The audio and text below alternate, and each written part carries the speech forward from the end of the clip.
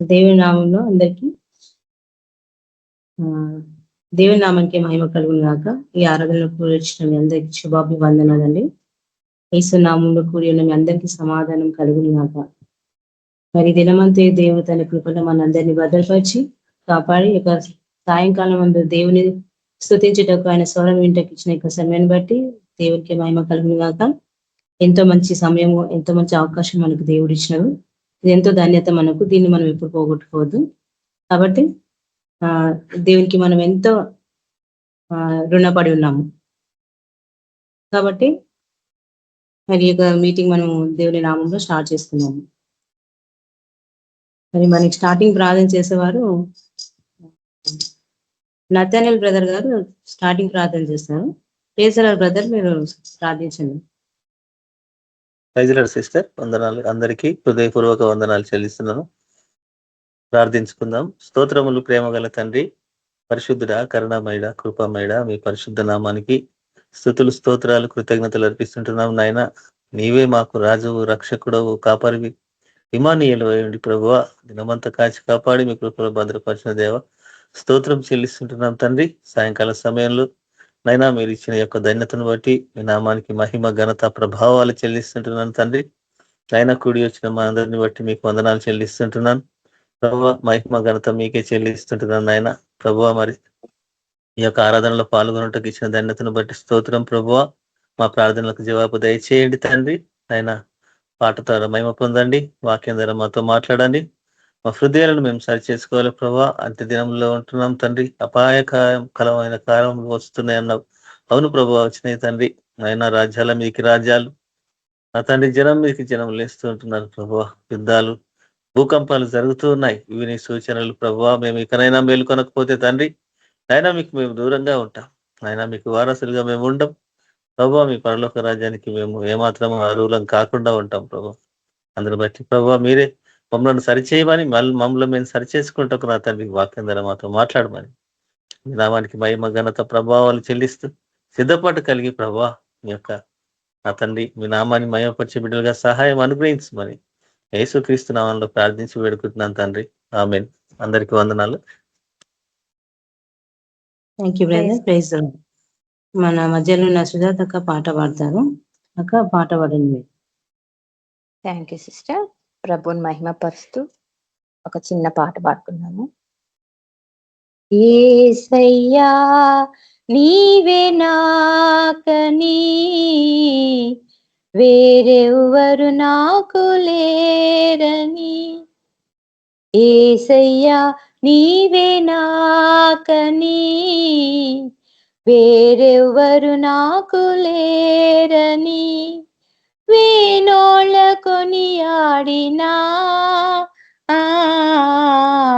నాశలు తీరవే. వేణోళ్ళ కొనియాడినా నాశలు తీరవే. కృప వెంబడి కృపను పొందుచు కృపలో జయ గీతమే పాడుచు, కృప వెంబడి కృపను పొందుచు కృపలో జయ గీతమే పాడుచు, కృపలో జయ గీతమే పాడుచు. యేసయ్యా నీవే నాకని వేరెవ్వరు నాకు లేరని, ఉన్నత ఉపదేశమందునా సత్తువగల సంఘమందునా, ఉన్నత ఉపదేశమందునా సత్తువగల సంఘమందునా, కంచెగల తోటలోనా నన్ను స్థిరపరచినందునా, కంచెగల తోటలోనా నన్ను స్థిరపరచినందునా, కృప వెంబడి కృపను పొందుచు కృపలో జయ గీతమే పాడుచు, కృప వెంబడి కృపను పొందుచు కృపలో జయ గీతమే పాడుచు కృపలో జయ గీతమే పాడుచు యేసయ్యా నీవే నాకని వేరెవ్వరు నాకు లేరని సృష్టికర్తవు నీవేనని దైవిక స్వస్థత నీలోనని సృష్టికర్తవు నీవేయని దైవిక స్వస్థత నీలోనని నా జనులు ఇక ఎన్నడూ సిగ్గుపడరంటివే నా జనులు ఇక ఎన్నడూ సిగ్గుపడరంటివే కృప వెంబడి కృపను పొందుచు కృపలో జయ గీతమే పాడుచు కృప వెంబడి కృపను పొందుచు కృపలో జయ గీతమే పాడుచు కృపలో జయ గీతమే పాడుచు యేసయ్యా నీవే నాకని వేరెవ్వరు నాకు లేరని వేనోళ్ళ కొనియాడినా నా ఆశలు తీరవే వేనోళ్ళ కొనియాడినా నా ఆశలు తీరవే. Thank you sister. Praise the lord. Thank you sister. Praise the lord అక్క. మంచి చక్కని పాట పాడినారు. దేవునికి వందనాలు. మన మధ్యలో ఉన్న పరిశుద్ధ బ్రదర్ వాక్యం షేర్ చేస్తారు. ప్రైజ్ ద లార్డ్ బ్రదర్, మీరు వాక్యం షేర్ చేయండి.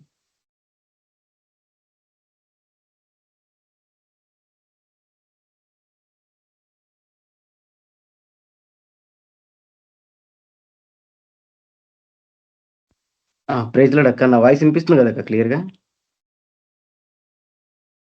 బ్రదర్ వినిపిస్తుంది. ఓకే. మన ప్రభువును రక్షకుడైనటువంటి యేసుక్రీస్తు వారి ప్రశస్తమైన నామంలో చేరువచ్చిన మీ అందరికీ వందనాలు, శుభములు. మనం వాక్యం ధ్యానించకపోవము, చిన్న ప్రార్థన చేసుకుందాము. పరిశుద్ధుడమైన తండ్రి, ప్రేమ కలిగిన దేవ, కృప కలిగిన మా ప్రభువ, మీ ఘనమైన, అత్యున్నతమైన, అతి శ్రేష్టమైన మీ నామానికి స్తుతులు, స్తోత్రములు చెల్లిస్తూ ఉన్నాం తండ్రి. గడిచిన కాలం అంతయు ప్రభువ నీ యొక్క ఉచితమైన కృపతో, నీ యొక్క అపారమైనటువంటి ప్రేమ కనికరములతో, మీ వాత్సల్యముతో ప్రభువ మమ్మల్ని ఇంతవరకును కాచి కాపాడినందుకై స్తోత్రాలు, సజీవులుగా ఉంచినందుకై స్తోత్రాలు తండ్రి. ఈ యొక్క సాయంత్రకాల సమయంలో నీ సన్నిధిలో చేరి నేను స్తుతించుటకు, నేను ఆరాధించుటకు నా ప్రభువ నీ స్వరం వినడానికి, మీకు మొరపెట్టుకోవడానికి, నైనా ఈ రీతిగా మేము సహవాసం కలిగి ఉండడానికి మీరు ఇచ్చిన ఈ శ్రేష్టమైన ప్రభు శ్రేష్టమైన అవకాశానికై, ఈ ధన్యకరమైన సమయాన్ని బట్టి మీకు వందనాలు, స్తుతులు, స్తోత్రాలు చెల్లిస్తూ ఉన్నాం. ఇంతవరకు తండ్రి మీరు సహాయపడుతూ వచ్చినందుకు వందనాలు. పాటల ద్వారా మిమ్మల్ని మహింపరిచినాం ప్రభువ. ఈ సమయంలో తండ్రి నీ వాక్యాన్ని మేము ధ్యానించబోతుంటుండగా సహాయపడండి, కృపను అనుగ్రహించండి నా తండ్రి. నాయన మీరు మాతో మాట్లాడండి నా ప్రభువ. ఈ రీతిగా తండ్రి నైనా మీకు విధేయులమై నా తండ్రి నైనా మేము జీవించాలి నా తండ్రి. నీ లేఖనముల ద్వారా మాకు తెలియజేయమని నీ సన్నిధిలో ప్రార్థిస్తూ ఉన్నాను తండ్రి. నీ పక్షంగా నిలబడుచున్నాను మీరు జ్ఞాపకం చేసుకోనండి. మీ సిలువ చోట్ల మరుగుపరచండి, మీ ఆత్మతో నింపండి. ఆ నోటిని ప్రభా మీ బోరగా వాడుకొని మీరే మాట్లాడమని ప్రార్థిస్తూ ఉన్నాను. వచ్చిన మీ బిడ్డలందరిని బట్టి వందనాలు తండ్రి. ఇంకా రావాల్సిన వారిని కూడా మీరే త్వరపెట్టి నడిపించమని ప్రార్థిస్తూ ఉన్నాను తండ్రి. ఇక్కడ మేము గడిపే ఈ సమయం అంతా కూడా మాకు మేలుకరంగా, దీవెనకరంగా, ఆశీర్వాదకరంగా చేయమని ప్రార్థిస్తాను తండ్రి. నా సమస్త ప్రవర్తన అంతటి యందు ప్రభా నీ అధికారానికి ఒప్పుకుంటున్నాను. నా స్వబుద్ధిని తొలగించండి, నా సొంత ఆలోచనలు తొలగించండి. మీ ఆత్మతో నింపి నాయన మీరే మాట్లాడి మీరే మహిమ పొందమని యేసుక్రీస్తు పరిశుద్ధ నామములో ప్రార్థించి వేడుకుంటున్నాను తండ్రి. ఆమేన్.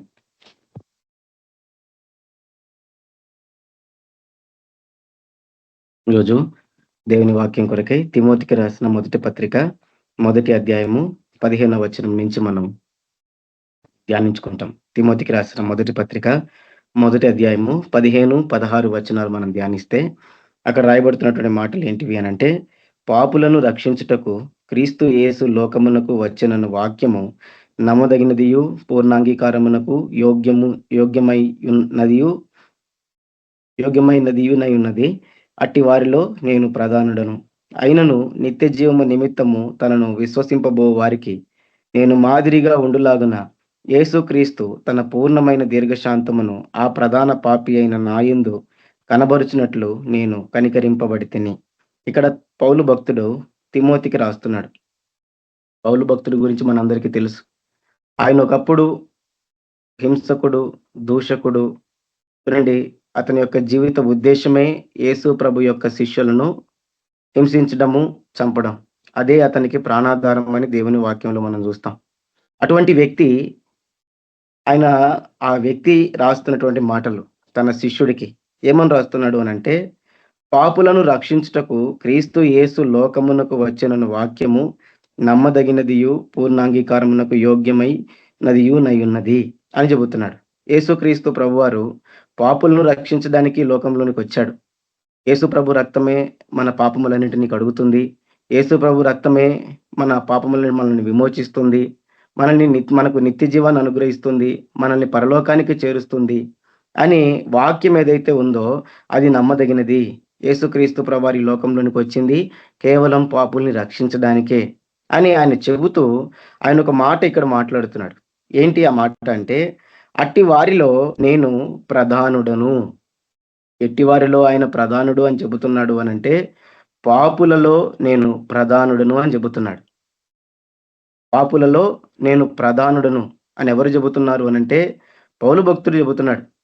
దేవుని చేతిలో బలముగా వాడబడుతున్నటువంటి, గొప్ప సేవ చేస్తున్నటువంటి, ఎంతగానో తాను తగ్గించుకొని రిక్తునిగా బతుకుతున్నటువంటి, దేవుని పరిచర్య నిమిత్తము, సువార్త నిమిత్తము ఎన్ని అవమానాలు వచ్చినా, ఎన్ని ఇబ్బందులు వచ్చినా, ఎన్ని ఇరుకులు వచ్చినా, ఎన్ని శ్రమలు వచ్చినా, ఎవరిని దూషించినా, అవమానించినా సహిస్తున్నటువంటి వ్యక్తి మాట్లాడుతున్నాడు.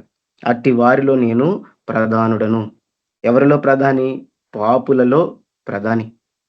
అంటే పౌలు భక్తుడు తను ఎంతగా తగ్గించుకుంటున్నాడు అంటే, పాపులందరిలో కల్లా నేనే ప్రధానుడను.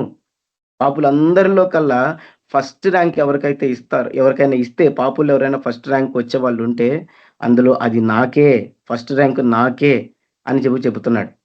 చూడండి, ప్రధాని అంటే అందరికంటే ఉన్నతమైన వ్యక్తి అన్నట్టు. ఈ లోకంలో మనం చూస్తాం ఎమ్మెల్యేలు, సీఎం, ఎంపీలు, ఎంతోమందిని మనం చూస్తుంటాం అధికారుల్లో. వీళ్ళందరిలో కల్లా హైయెస్ట్ అధికారం ఎవరికి ఉంటుంది అని అంటే ప్రధానమంత్రికి ఉంటుంది, హైయెస్ట్ మంత్రి. అలాగే ఈయన కూడా చెబుతున్నాడు, ప్రధానుడు నేను పాపులలో నేను ప్రధానుడు. అంటే పాపులు అని అంటే చూడండి, మనం ఏమనుకుంటాం, ఒక వ్యభిచారం చేస్తే పాపం చేసినట్టు అనుకుంటాం, ఒక నరహత్య చేస్తే పాపం చేసినట్టు అనుకుంటాం, లేదా ఒక దొంగతనం చేస్తే పాపం చేసినట్టు అనుకుంటాం. వాడు పెద్ద పాప అనుకుంటాం. ఏదన్నా ఒక అబద్ధం చెప్పేవాడు వాడు చిన్న పాప అనుకుంటాం. ద్వేషం చూపించేవాడు చిన్న పాపి అనుకుంటాం. కానీ బైబిల్లో ఎక్కడ ఆ రీతిగా చెప్పబడలేదు. చిన్న పాపి, పెద్ద పాపి అని బైబిల్లో ఎక్కడ కూడా లేదు. చిన్నవాళ్ళు, పెద్దవాళ్ళు అనేవారు లేదు. చిన్న పాపం, పెద్ద పాపం అనే లేదు. ఆజ్ఞ అతిక్రమమే పాపం. అది 1 గాని 2 గాని, అది చిన్నది గాని పెద్దది గాని. దేవుడిచ్చిన ధర్మశాస్త్రములో 10 ఆజ్ఞలలో మనం దేవుణ్ణి విపరీతంగా ప్రేమించి మన పొరుగు వారిని మనం ప్రేమించలేకపోతే మనం పాపులమే. మనం పొరుగు వారిని విపరీతంగా ప్రేమించి, దేవుణ్ణి విపరీతంగా ప్రేమించి మన తల్లిదండ్రులు పట్టించుకోకపోతే మనం పాపులమే. ఆ రీతిగా ఏ ఒక్క ఆజ్ఞలో తప్పిపోయినా కూడా మనం పాపులమే. ఏ ఒక్క ఆజ్ఞలో మనం పడిపోయినా కూడా పాపులమే. లోకంలో పాపులు అంటే రకరకాలుగా ఉంటారు. అబద్ధం ఆడినోడు పాపే, దొంగతనం చేసినోడు పాపే. ఇంకా గట్టిగా చెప్పాలి అనంటే మానభంగాలు చేస్తూ మనుషుల్ని హత్య చేసి చంపేసే వాళ్ళు కూడా పాపులే. లోకంలో ఎంతో భయంకరమైన దుర్మార్గాలు మనం చూస్తాం. ఎంతో భయంకరమైన దుర్మార్గాలు మన కంటికి కనపడతాయి. మనం ప్రతిరోజు న్యూస్ పేపర్లు చూస్తే మనకు అర్థమవుతుంది. మనం రీసెంట్ గానే చూస్తుంటాం, ఒక వ్యక్తి తన భార్యని ముక్కలుగా చంపి పొడి చేసి మరీ దహనం చేశాడు. అంత ఘోరం చేశాడు. అటువంటి పాపులు ఉన్నారు. అయితే పౌలు భక్తుడు ఏం చెబుతున్నాడు, నేను అట్టి వారిలో నేను ప్రధానుడను, పాపులందరిలో కల్లా నేను ప్రధానుడను అంటున్నాడు. అంటే తను ఎంతగానో దేవుని దగ్గర తగ్గించుకుంటున్నాడు. ఆ తర్వాత ఏం చెబుతున్నాడు, అయినను నిత్య జీవము నిమిత్తము తనను విశ్వసింపబో వారికి నేను మాదిరిగా ఉండులాగున యేసుక్రీస్తు తన పూర్ణమైన దీర్ఘశాంతమును ఆ ప్రధాన పాపి అని నాయందు కనబరుచినట్లు నేను కనికరింపబడి తిని. ఏం చెబుతున్నాడు? నిత్య జీవము నిమిత్తము తను విశ్వసింపబో వారికి నేను మాదిరిగా ఉండాలి.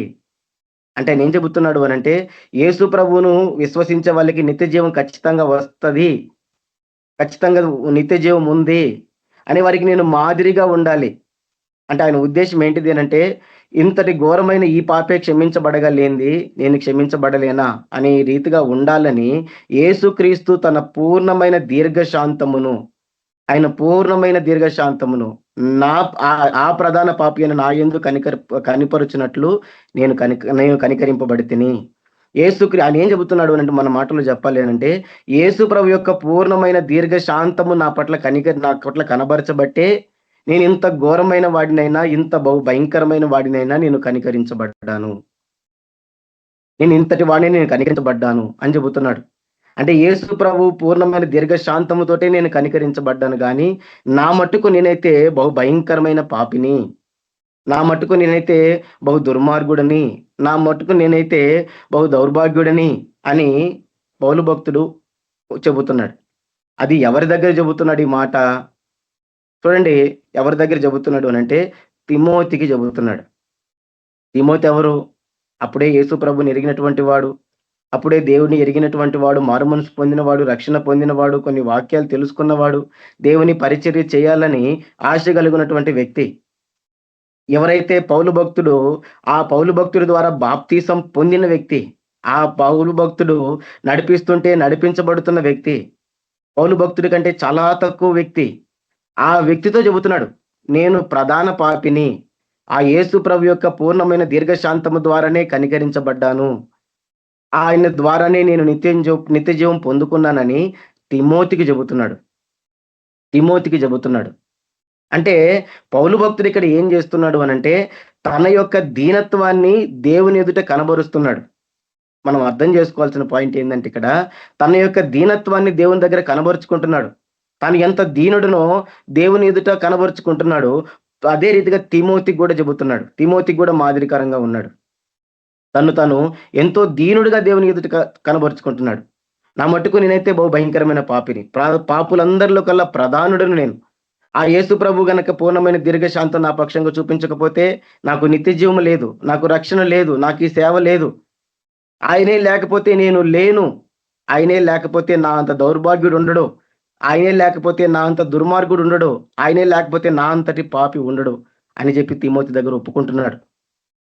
తిమోతి దగ్గర తన దీనత్వాన్ని చూపిస్తున్నాడు. అంటే నేను ఏమై ఉన్నానో అదంతా కేవలం దేవుని కృపయే, నేను ఏదైతే చేస్తున్నానో అదంతా కేవలం దేవుని కృపయే అని చెబుతున్నాడు. చూడండి, తన కళ్ళ ఎదుట పౌలు భక్తుడు, తిమోతి కళ్ళ ఎదుట పౌలు భక్తుడు ఎన్నో గొప్ప కార్యాలు చేస్తుంటాడు, ఎంతో గొప్పగా అద్భుతంగా వాక్యాలు చెబుతుంటాడు, ఎన్నో గొప్ప స్వస్థతలు జరిగిస్తూ ఉంటాడు, ఎంతో దెయ్యాల్ని వెళ్ళగొడతా ఉంటాడు. ఇన్ని చేస్తున్న ఈ వ్యక్తే ఇంతగా దేవుని ఎదుట తగ్గించుకుంటే తిమోతికి రావాల్సిన ఆలోచన ఇదే కదా. ఇంత గొప్ప దైవభక్తి, ఇంత గొప్ప భక్తుడు, ఇంత గొప్ప దేవుని భక్తుడు, ఇంత గొప్ప అపోస్తలుడు, ఇంతగా పరిచర్య చేస్తూ ఇంతగా ప్రయాసపడుతున్నటువంటి ఈ భక్తుడే తాను ఇంతగా తగ్గించుకుంటుంటే మరి నేనేలా, మరి నేనే పాటి వాడిని అని అతనికి కూడా భయం వస్తుంది కదా. అతను కూడా దేవునికి లోబడతాడు కదా. అదే అక్కడ పౌలు భక్తుడు చేస్తున్నాడు. తను ఏం చెబుతున్నాడు అనంటే, నేను దీనుడను. తన దీనత్వాన్ని దేవుని దగ్గర కనబరుచుకుంటున్నాడు, తన దీనత్వాన్ని దేవునికి చూపించుకుంటున్నాడు. నేనేమై ఉన్నానో అంత దేవుని కృప, నా శక్తి లేదు, నా బలం లేదు. ఆ మాట మనం చూస్తాం కొరింథీయులకు రాసిన మొదటి పత్రిక 15వ అధ్యాయము 9-10 వచనాలలో. కొరింథీయులకు రాసిన మొదటి పత్రిక 15వ అధ్యాయము 9-10 వచనాలలో ఈ మాట మనం చూస్తాం. ఏలయనగా నేను అపోస్తులందరిలో తక్కువ వాడను, దేవుని సంఘమును హింసించినందున అపోస్తులను అనబడుటకు యోగ్యుడను కాను. అయినను నేనేమై ఉన్నానో అది దేవుని కృప వలననే అయ్యున్నాను. మరియు నాకు అనుగ్రహింపబడిన ఆయన కృప నిష్ఫలము కాలేదు గాని వారందరికంటే నేను ఎక్కువగా ప్రయాసపడినది నేను కాను, నాకు తోడై ఉన్న దేవుని కృపయే అని చెబుతున్నాడు. నేను అపోస్తులందరిలో కల్లా చాలా తక్కువ వాడను. పౌలు భక్తుడు తాను తగ్గించుకుంటున్న విధానాన్ని మనం చూస్తున్నాం. నేను అపోస్తులందరిలో కల్లా చాలా తక్కువ వాడను, దేవుని సంఘమును హింసించినందున అపోస్తులుడు అనబట్టుకు నేను యోగ్యుని కాదు అని అంటూ, అయినను నేనేమై ఉన్నానో అది దేవుని కృప వలననే అయ్యున్నాను. ఏం చెప్తున్నాడు తర్వాత? నాకు అనుగ్రహించబడిన ఆయన కృప నిష్ఫలం కాలేదు గాని వారందరికంటే నేను ఎక్కువగా ప్రయాసపడి తిని. అని ఏం చెబుతున్నాడు? నేను అపోస్తులందరిలో కన్నా తక్కువ వాడిని, అసలు అపోస్తులుడు అని పిలువబడ్డానికి కూడా నాకు యోగ్యత లేదు, నాకు అర్హత లేదు, అసలు నాకు ఏ యోగ్యత లేదు. ఆ దేవుని కృప ఉంది కాబట్టే నేను ఏమయ్యున్నానో అది అయ్యున్నాను. కానీ దేవుని కృప నిష్ఫలం కాలేదు కాబట్టే అందరికంటే ఎక్కువగా నేను ప్రయాసపడ్డాను అని చెబుతానంటున్నాడు. ప్రయాసపడింది నేను కాదు, నాకు తోడై ఉన్న దేవుని కృపయే. ప్రయాసపడింది నేనైతే కాదు, నాకు తోడై ఉన్న దేవుని కృపయే అని ఏం చెబుతున్నాడు ఈ రెండు విషయాల ద్వారా అంటే, యేసు ప్రభు లేకపోతే నాకు కనికరము లేదు, యేసు ప్రభు లేకపోతే నా పాపానికి విమోచన లేదు, యేసు ప్రభు లేకపోతే నాకు రక్షణ లేదు, యేసు ప్రభు నన్ను కడగకపోతే, యేసు ప్రభు నన్ను మార్చకపోతే నా అంత దౌర్భాగ్యుడి లోకంలో ఎవరు ఉండరు, నా అంత పాపి ఈ లోకంలో ఎవరు ఉండరు. అదే చెబుతున్నాడు. నేను ఇంత సేవ చేయడానికి కారణం దేవుని కృపయే. నా మట్టుకు నాకైతే ఏ యోగ్యత లేదు. నా యొక్క పాత జీవితాన్ని నేను జ్ఞాపకం చేసుకుంటే నాకు అపోస్తులని పిలువబడ్డానికి కూడా అర్హత లేదు, నాకు అసలు ఏ యోగ్యత లేదు, సేవ చేసే అర్హత లేదు. కానీ దేవుని కృప నాకు తోడుగా ఉంది కాబట్టి అందరికంటే ఎక్కువగా ప్రయాసపడ్డాను. కానీ ప్రయాసపడింది నేను కాదు, దేవుని కృప అని చెబుతున్నాడు. అంటే ఇక్కడ ఆయనలో మనం గమనించాల్సిన గుణగణం ఒకటే, దీనత్వం, దీన మనస్సు. దీనత్వం అంటే ఏంటిది అని అంటే, ఎప్పుడు దీనత్వాన్ని మనం ధరించుకుంటాము అనంటే, మన దగ్గర ఏమీ లేనప్పుడు ఎదుటి వారు మనకు అనుగ్రహించే వారు ఉన్నప్పుడు వారి ఎదుటికి మనం వెళ్ళి తగ్గించుకొని బ్రతిమలాడతాం చూసారా, అది దీనత్వం. అప్పుడు వస్తుంది దీనత్వం. మన దగ్గర ఏమీ లేదు, మన దగ్గర ఇవ్వడానికి కానీ, మన దగ్గర అనుభవించడానికి కానీ, మనకు తినడానికి కానీ మన దగ్గర ఏమీ లేదు. మనం ఉత్తవారం అయిపోయినాం, మన దగ్గర ఏమీ లేదు. కానీ ఎదుటి వ్యక్తి బలవంతుడు, ఎదుటి వ్యక్తి అన్ని ఇవ్వగలిగినటువంటి వాడు, ఎదుటి వ్యక్తి గొప్పవాడు అయి ఉన్నప్పుడు మనం ఆయన దగ్గరికి వెళ్ళి పొందుకునేటప్పుడు మనం ప్రవర్తించే విధానం ఉంటుంది చూసారా, అది దీనత్వం.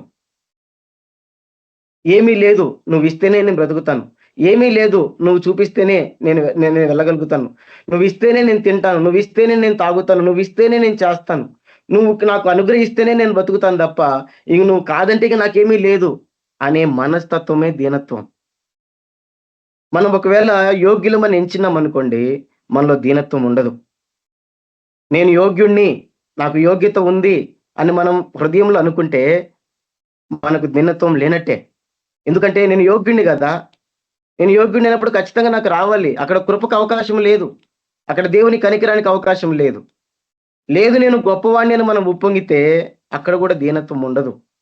లేదు నేను కష్టపడుతున్నాను, నేను జీతానికి పాత్రుని అనుకుంటే అక్కడ కూడా దీనత్వం రాదు. నేను రోజంతా పని చేశాను, డబ్బులు అడుగుతాను, ఇవ్వకపోతే ఏం చేస్తాను, బెదిరిస్తాను. రోజంతా నేను పని చేశాను కదా, ఎందుకు డబ్బులు ఇవ్వవు నాకని నేను అడుగుతాను, అధికారం నాకు ఉంటుంది. కానీ దీనత్వం అలా కాదు. దీనత్వం అంటే నా దగ్గర ఏమీ లేదు, నేను ఏమీ కాను, ఆయనే లేకపోతే, ఆయనే ఉండకపోతే, ఆయనే నన్ను బలపరచకపోతే, ఆయనే నాకు తోడుగా లేకపోతే ఆయనే నాకు ఇవ్వకపోతే నాకంటూ ఏమీ లేదు, ఆయన లేకపోతే నేను అసలు ఎందుకు పనికిరాను అనేటువంటి ఆలోచనలో నుంచి వచ్చేదే దీనత్వం. పౌలు భక్తుడి దగ్గర మనం అదే చూస్తున్నాం. పౌలు భక్తుడు అదే మనకు జ్ఞాపకం చేస్తున్నాడు. తిమోతికి రాస్తూ అదే చెబుతున్నాడు. తన దీనత్వాన్ని చూపిస్తున్నాడు, తన దీనత్వాన్ని అక్కడ చూపిస్తూ ఉన్నాడు. నేను ఎందుకు ఈ రెండు విషయాలు నేను ఇంత గట్టిగా చెబుతున్నాను అనంటే, మనందరిలో దేవుణ్ణి ఎరిగిన ప్రతి ఒక్కరిలో కావలసిన ప్రధానమైన ప్రాముఖ్యమైన గుణగణం ఏదైనా ఉంది అనంటే అది ఇదే. ఏంటిది? దీనత్వం, దీన మనస్సు మనం కలిగి ఉండాలి. మనం విశ్వాసులం కావచ్చు, మన సేవకులం కావచ్చు, మనం గొప్ప వాళ్ళం కావచ్చు, ఎవరమైనా కావచ్చు. మనం 100 మంది నడిపించవచ్చు, 1,00,000 మంది నడిపించవచ్చు, 10 లక్షల మంది నడిపించవచ్చు. మనం చచ్చిపోయిన వారిని కూడా లేపొచ్చు. మనం ఎంతో మందిని స్వస్థపరచొచ్చు, ఎంతో మనం ప్రయాసపడుతుండొచ్చు.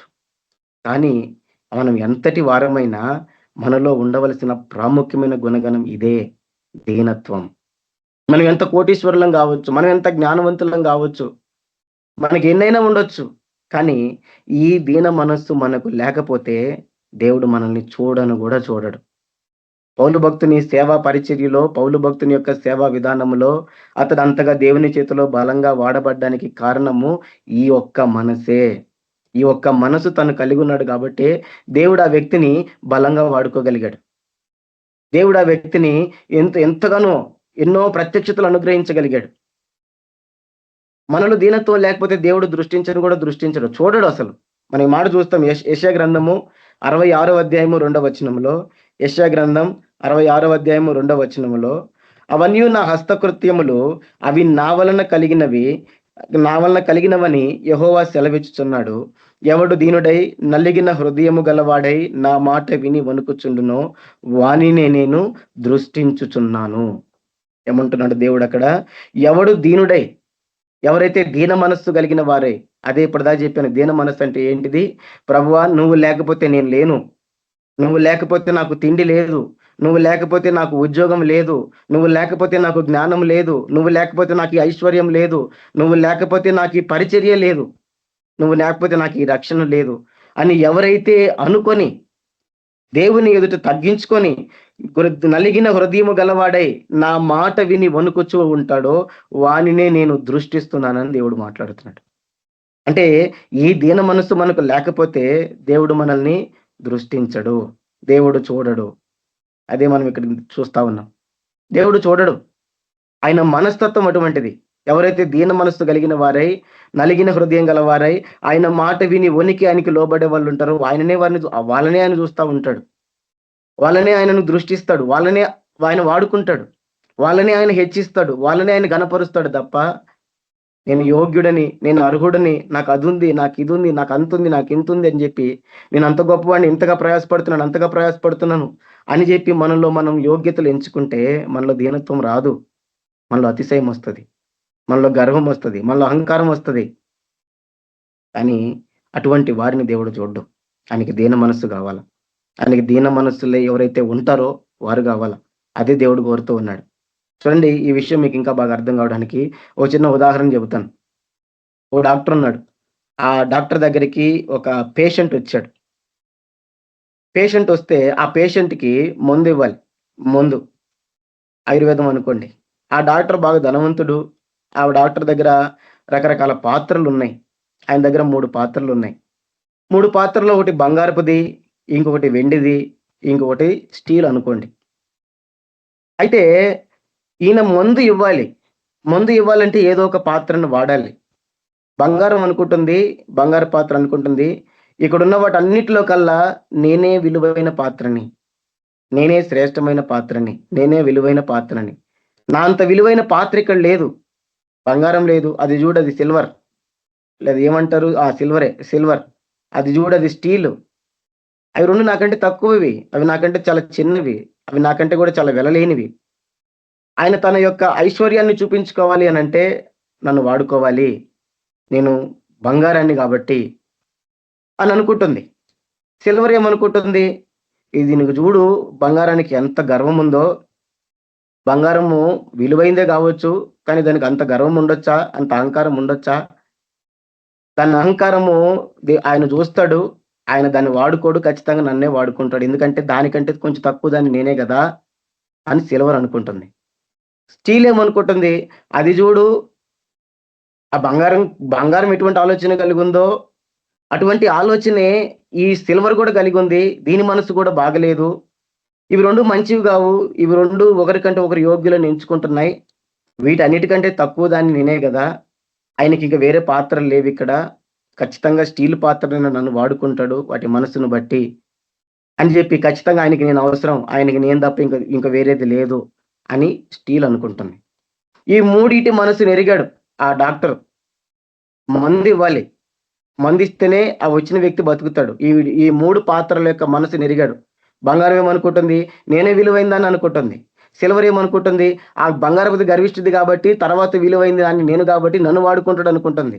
ఈ 2 గర్విష్ఠి కాబట్టి ఇంకా తర్వాత ఇంకా వేరే ఆప్షనే లేదు కాబట్టి నన్నే వాడుకోవాలని చెప్పి స్టీల్ అనుకుంటుంది. కానీ డాక్టర్ ఏం చేశాడు అనంటే ఈ 3 వాడుకోలేదు, వాటి ఒక ఆలోచనలను బట్టి. దేన్ని వాడుకున్నాడు అనంటే, మనం కొబ్బరి తినేసి పడేస్తాం కదా, కొబ్బరి చిప్పలు ఉంటాయి, ఆ చిప్ప అక్కడ పడిపోయి ఉంటే దాన్ని చూశాడు.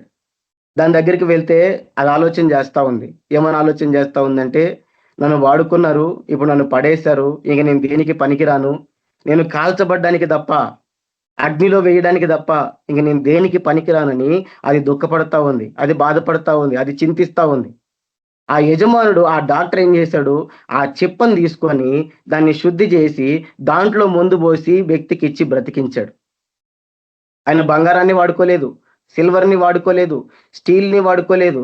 దేన్ని వాడుకున్నాడు అంటే కాల్చబడ్డానికి సిద్ధంగా ఉన్న ఎందుకు పనికిరానిదైనా కొబ్బరి చిప్పను వాడుకున్నాడు. ఈ విషయం నేను ఎందుకు మీకు చెప్పాను అనంటే, మన ఆలోచన విధానం ఈ రీతిగా బంగారం లాగానో, సిల్వర్ లాగానో, స్టీల్ లాగానో ఉంటే దేవుడు వాడుకోడు. దేవుడు చూడడు. ఆ కొబ్బరి చెప్పు మనస్తత్వం ఉంది తెలుసా? చూశారు కదా, నేను ఇక దేనికి పనికిరాని దాన్ని కాల్చబడ్డానికి సిద్ధంగా ఉన్నదాన్ని, అటువంటి వాడిగా అది అనుకుంటూ ఉంది కాబట్టి దాన్ని వాడుకున్నాడు. నన్ను వాడుకోవాలంటే మన మనస్తత్వం కూడా అలాగే ఉండాల. నేను పాపిని, నేను నరకానికి సిద్ధపడినటువంటి వాడిని, నేను నరకానికి పాత్రుడని, నాలో ఏ మంచితనం లేదు, నాలో ఏ గొప్పతనము లేదు. ఆయన అన్నాడు కదా, అట్టి వారిలో నేను ప్రధానుడని అన్నాడు. అంటే ఆయన ఏం చేశాడు అంటే, ఒక వ్యభిచారి కన్నా, మొన్న మనం చూసాం కదా, తన భార్యని ముక్కలుగా చేసి చంపేశాడు కదా, ఆ వ్యక్తి కన్నా కూడా బహు దారుణమైన వ్యక్తి నేనని చెప్పి పౌలు భక్తుడు తను తగ్గించుకున్నాడు. ఎందుకు? ఏమో ఆ వ్యక్తి పరిస్థితిలో నేనుంటే అతనికంటే ఇంకా దారుణంగా ప్రవర్తిస్తానేమో, ఏమో ఆ వ్యక్తి ప్లేస్లో నేనే ఉంటే అతనికంటే ఇంకా దారుణంగా నేను విపరీతంగా నేను పాపం చేస్తానేమో. ఎవరికి తెలుసు? ఈ శరీరం ఎంత భయంకరమైనది, ఈ పాపపు ఆలోచనలు ఎంత భయంకరమైనవి అని తగ్గించుకున్నాడు. నేను హింసకుణ్ణి, దూషకుణ్ణి, ఎందుకు పనికిరాని వాడిని, దేవుని కృపచేత కనికరించబడ్డాను. నేను నరకానికి పోవలసినటువంటి వాడిని, దేవుని కృపచేత కనికరించబడ్డాను. నేను ఎందుకు పనికిరాని వాడిని, దేవుని కృపచేత కనికరించబడి ఆయన పరిచర్యలో వాడబడుతున్నాను. ప్రయాసపడుతుంది నేను కాదు, నాలో ఏ గొప్పతనము లేదు, ఆయన కృప అని చెప్తూ వచ్చాడు. దీనత్వాన్ని ప్రదర్శిస్తూ వచ్చాడు. ఈరోజు నీకు నాకు కూడా అదే దీనత్వం ఉండాల. నీకు నాకు అదే దీనత్వం కలిగి ఉండాలి. వాళ్ళు మంచి వాళ్ళు కాదులే, నేను మంచి వాడినిలే, దేవుడు నన్ను వాడుకుంటాడనే ఆలోచన మనకుంటే వాళ్ళని వాడుకోడు, మనల్ని వాడుకోడు, ఇంకొకరిని వాడుకుంటాడు దీన మనస్సు కలిగిన వారిని. ఇంకా ఆయనకి ఇక్కడ మేము నలుగురు ఉన్నాము, వాడస్మంటోడు, వీడిస్మంటోడు నన్నే వాడుకుంటాడని మనం అనుకుంటే మనల్ని ఎవరిని వాడుకోడు, మన కొరకు ఇంకొకరిని తీసుకొని వస్తాడు దేవుడు. కాబట్టి ఆయనకు అసాధ్యమైందంటూ ఏది లేదు. ఆయన సమస్తము చేయగలిగిన దేవుడు, ఆయన గాడిదల్ని వాడుకున్న దేవుడు, ఆయన దేన్నైనా వాడుకోగలడు. ఆయన పని కొరకు ఆయన దేన్నైనా వాడుకోవాలి. సువార్త చెప్పాలా, కావాల్సింది ఏంది? ఆయనదే కదా పౌలు భక్తుడు అంటాడు, పౌలు ఎవడు, అపోలో ఎవడు? ఆయన నాటాడు, నేను నీళ్లు పోసాను. ఆయన దాంట్లో గొప్పతనం లేదు, నా దాంట్లో గొప్పతనం లేదు. కేవలం వృద్ధి చేయు దేవునిలోనే గొప్పతనం ఉన్నది. జ్ఞానం లేనివాడు కావచ్చు, జ్ఞానం ఉన్నవాడు కావచ్చు, ధనవంతుడు కావచ్చు, పేదవాడు కావచ్చు, ఎవరైనా కావచ్చు, దేవుని ఆత్మ ప్రత్యక్షత లేకపోతే, దేవుని సహాయము లేకపోతే, మనం ఎంత జ్ఞానంతో వాక్యం చెప్పినా, ఎంత జ్ఞానంతో సువార్త చెప్పినా, లేదంటే ఎంత ఏమి చేసినా కూడా ఏ కార్యము జరగదు.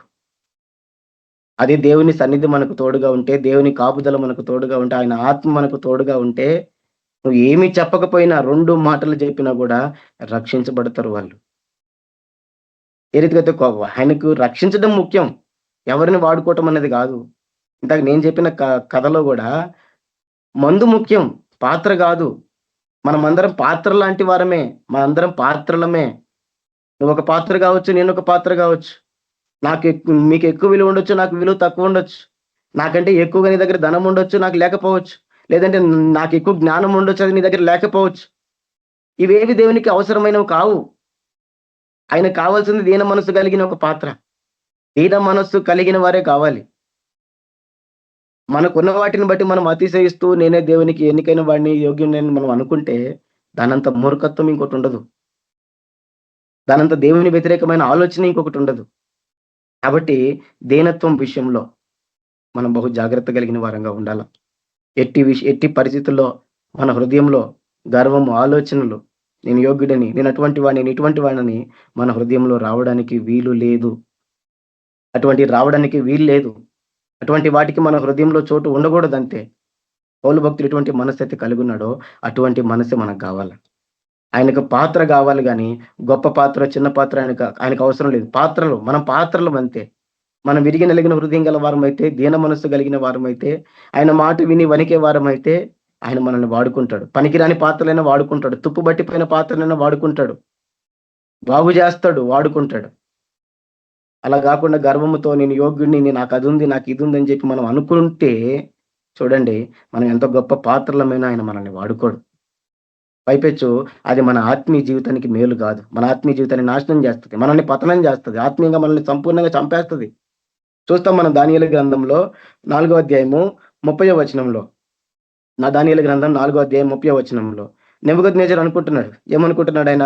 రాజు బబులోనును, ఆ మహా విశాల పట్టణము నా బల అధికారమును, నా ప్రభావ ఘనతను కనబరుచుటకై నా రాజధాని నగరముగా నేను కట్టించినది కాదా అని తనలో తాను అనుకొనెను.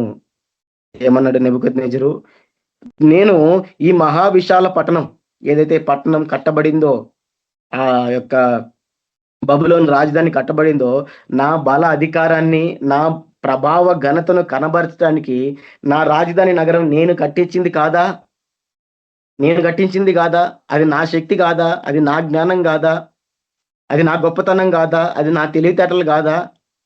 అని తనలో తాను అనుకోవడం మొదలుపెట్టాడు. అలా ఆలోచన వచ్చిందో లేదో తడవుగానే అతనికి దేవుని స్వరం వచ్చింది. ఆకాశము నుండి ఒక శబ్దం వచ్చెను. ఏదనగా, రాజుకు నెబుకద్నెజరు, ఇదే నీకు ప్రకటన, నీ రాజ్యము నీ యొద్ద నుండి తొలగిపోయెను. ఎప్పుడైతే దేవుని ధిక్కరించి, దేవుడే అతనికి సమస్తము స్థిరపరిచాడు, తను ఒక పాత్రగా వాడుకుంటున్నాడు. ఇప్పుడు తనేమనుకుంటున్నాడు? దేవునికి పక్కన పెట్టి ఏం చేశాడు? ఈ రాజధాని నగరము నేను కట్టించింది కాదా అని ఎప్పుడైతే తనలో తాను అనుకున్నాడు, బయటికి కూడా చెప్పలేదు. కానీ ఏమైంది? ఆ క్షణమే, ఆ మాట ఉండగానే, నోట్లో మాట ఉండగానే ఏమైందంట? ఆకాశం నుంచి శబ్దం వచ్చి ఈ ప్రకటన చేసింది, నీ రాజ్యము నీ యొద్ద నుండి తొలగిపోయింది అని చెప్పి పిచ్చివాడైపోయి ఆయన ఎంతగానో అవస్థలు పడుతూ వచ్చాడు. పిచ్చివాడైపోయి ఎంతగానో శ్రమలు పడుతూ వచ్చాడు, గడ్డి మేస్తూ వచ్చాడు పశువులాగా. అటువంటి పరిస్థితికి నెబుకద్నెజరు వచ్చాడు. ఎందుకు? హృదయంలో తనకు వచ్చినటువంటి ఒక చిన్న తలంపు, ఇది నాది కాదా? ఇది నా గొప్పతనం కాదా? ఇది నా శక్తి కాదా? ఇది నా ధనం కాదా? అనేటువంటి ఒక్క చిన్న ఆలోచన తన హృదయంలో పుడితే గడ్డి తినిపించాడు దేవుడు. చివరికి ఏమంటున్నాడు ఆయన? తర్వాత దేవుడు క్షమించబడి తర్వాత బాగైన తర్వాత 4వ అధ్యాయం 37వ వచనంలో, ఇలాగూ నెబుకద్నెజరును నేను పరలోకపు రాజు యొక్క కార్యములన్నీ సత్యములను, ఆయన మార్గములు న్యాయములనై ఉన్నవనియు, గర్వముతో నటించు వారిని ఆయన అనపశక్తుడనియు, ఆయనను స్తుతించుచు కొనియాడుచు గణపరుచుచున్నాను. ఏం చెబుతున్నాడు ఆయన? పరలోకపు రాజు కార్యములను, సత్యములను, ఆయన మార్గములను, ఆయన యొక్క కార్యాలన్నీ కూడా సత్యమైనవి, మార్గములు న్యాయమైనవి, గర్వముతో నటించే వారిని ఆయన అనపశక్తుడు. ఏం చెబుతున్నాడంటే, గర్వముతో నటించే వారిని ఏం చేస్తున్నాడంటే ఆయన అనచడానికి శక్తి కలిగినటువంటి వాడు.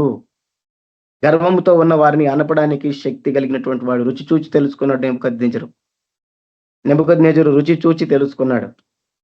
చూడండి, దేవుడు ఆయనకు ఒక అవకాశం ఇచ్చాడు. ఆయన తెలుసుకున్నాడు. ఆయన చెబుతున్నాడు, గర్వముతో ఉన్న వారిని ఖచ్చితంగా ఆయన అణచడానికి శక్తి కలిగినటువంటి వాడు. కాబట్టి నీ నా హృదయంలో దేన్ని బట్టైనా సరే అతిశయం ఉంటే, అది ఏదైనా కావచ్చు, మన జీవితంలో అది జ్ఞానం కావచ్చు, డబ్బు కావచ్చు, పరిచర్య కావచ్చు, వాక్యం కావచ్చు, ఏదైనా కావచ్చు, దేవుడు మనకు అనుగ్రహించింది. ఆయన అనుగ్రహిస్తేనే మనకు ఉందది. ఆయన అనుగ్రహించకపోతే అది మనకు లేదు. ఆయన అనుగ్రహించకపోతే మనకంటూ ఏమీ లేదు. మనం వ్యర్థులం. ఆయన కృప వలననే ఈ లోకంలో బ్రతుకుతున్నటువంటి వాళ్ళం. ఆయన గనక కన్నెర్ర చేస్తే, ఆయన గనక ఆగ్రహిస్తే, ఆయన గనక తన శ్వాస మన మీద విడిచినా కూడా కొట్టుకొని పోయేటువంటి వారం మనం. అంత బలహీనులము, అంతటి దారుణమైనటువంటి స్థితి కలిగినటువంటి వారం ఈ లోకంలో మనలో ఏ గొప్పతనము లేదు. కాబట్టి ఆయన మనకిచ్చిన దాన్ని బట్టి మన హృదయంలో ఇటువంటి ఆలోచన మనం కలిగి ఉంటే ఆయన అణచడానికి శక్తి కలిగిన వాడిని దేవుని వాక్యం సెలవిస్తా ఉంది. కాబట్టి ఆయన దీన మనస్సు కలిగిన వారిని చూస్తాడు. రెండవదిగా ఇంకొక వ్యక్తిని మనం చూస్తాం, రాజైన ఉజ్జియా. దినవృత్తాంతములు 2వ గ్రంథం 26వ అధ్యాయం 15వ వచనంలో, దినవృత్తాంతములు 2వ గ్రంథం 26వ అధ్యాయం 15వ వచనంలో, మరియు అతడు అంబులనేమి పెద్ద రాళ్ళనేమి ప్రయోగించుటకై ఉపాయశాలలో కల్పించిన యంత్రములను యెరూషలేములో చేయించి దుర్గములలోను బురుజులలోను ఉంచెను. అతడు స్థిరపడు వరకు అతనికి ఆశ్చర్యకరమైన సహాయము కలిగెను గనుక అతని కీర్తి దూరముగా వ్యాపించెను. రాజైన ఉజ్జియా గురించి మాట్లాడుతున్నాడు. అతడికి కొత్త కొత్త పరికరాలన్నీ కూడా దేవుడు అనుగ్రహించాడు యుద్ధం చేయడానికి. ఏమి ఇచ్చాడంట? అంబుళ్ళు, పెద్ద రాళ్ళని, పెద్ద పెద్ద రాళ్ళు ప్రయోగించడానికి యంత్రాలు, అవన్నీ దేవుడు అనుగ్రహించాడు. అతడు ఆ పోరాటాలలో, శత్రువులతో పోరాటంలో స్థిరపడేంత వరకు కూడా ఏం చేశాడంటే దేవుడు స్థిరపడేంత వరకు కూడా అతనికి ఆశ్చర్యకరమైన సహాయము కలిగెను. ఆశ్చర్యకరమైన సహాయం. ఆశ్చర్యకరమైనది ఎలా ఉంటది? అనుకోని రీతిగా ఉంటది, రెగ్యులర్ గా జరిగేది కాదు. అనుకోని రీతిగా, ఆశ్చర్యకరమైన రీతిగా, ఇది ఎలా సాధ్యం అనే రీతిగా ఆయనకి సహాయం దొరికింది. కాబట్టి అతనికి ఏమైందంటే అతని పేరు, కీర్తి చాలా దూరంగా దేశ దేశాలకి వ్యాపించింది. దేవుని సహాయం అతనికి కలిగితే, అతనికి గొప్ప పేరు వస్తే ఆయన ఏం చేశాడు? 16వ వచనంలో, అయితే అతడు స్థిరపడిన తర్వాత అతడు మనస్సున గర్వించి చెడిపోయెను. ఏం చేశాడంటే స్థిరపడిన తర్వాత ఎలా స్థిరపడ్డాడు? దేవుని సహాయం వలన. అది కూడా ఏ రీతిగా? ఆశ్చర్యకరమైన సహాయం వలన అతను స్థిరపడ్డాడు. తనకు పేరు ప్రఖ్యాతులు ఎలా వచ్చినాయి? దేవుడు సహాయం చేయబట్టి వచ్చినాయి. మరి ఆయన ఏం చేస్తూ వచ్చాడు? చివరికి వచ్చే వరకు స్థిరపడిన తర్వాత ఏమైంది? అతడి మనస్సున గర్వించి చెడిపోయాడు. అతనిలోని కూడా మనసులోకి ఏమొచ్చింది? చెడిపోయాడు, గర్వం వచ్చేసింది. నేను గొప్పవాడిని కాబట్టే కదా దేవుడు నాకు సహాయం చేశాడు. ఇంత సహాయం దావీదుకి అందిందా? ఇంత సహాయం ఇంతకుముందు రాజులకు అందిందా? నేను స్పెషల్ కదా, నేను గొప్పవాడిని కదా దేవుని బిడ్డలందరిలో కల్లా, అందుకే నాకు ఇంత గొప్ప ఆశ్చర్యకరమైన సహాయం కలిగింది అని చెప్పి తన హృదయంలో తాను గర్వించి చెడిపోయాడు. అయితే చూడండి, అతడు ధూపపీఠము మీద ధూపము వేయుటకై యెహోవా మందిరంలో ప్రవేశించి తన దేవుడైన యెహోవా మీద ద్రోహము చేయగా, యాజకుడైన అజర్యాయు అతనితో కూడా ధైర్యవంతులైన యెహోవా యాజకులు 80 మంది అతని వెంబడి లోపలికి పోయి, వారు రాజైన ఉజ్జియాను, అదంతా మనం చదువుకుంటూ పోతే 19వ వచనంలో ఉంటది, ఉజ్జియా ధూపం వేయుటకు ధూపార్తిని చేత పట్టుకుని రౌద్రుడై యాజకుల మీద కోపము చూపెను. యెహోవా మందిరములో ధూపపీఠము పక్కన అతడు నుండగా యాజకులు చూచుచూనే ఉన్నప్పుడు అతని నొసట కుష్ఠరోగము పుట్టెను. అతను ఏం చేశాడు? గర్వించాడు. దేవునికి ధూపం వేయాలి, నేను స్పెషల్, మీ అందరికంటే నేను స్పెషల్, అందుకే నాకు ఆశ్చర్యకరమైన సహాయం దొరికింది, నేను స్పెషల్ అని చెప్పి ఏం చేశాడు? పరిశుద్ధ స్థలంలోనికి వెళ్ళడానికి బయలుదేరాడు. యాజకులు ఏం చేస్తున్నారు? అడ్డగిస్తున్నారు.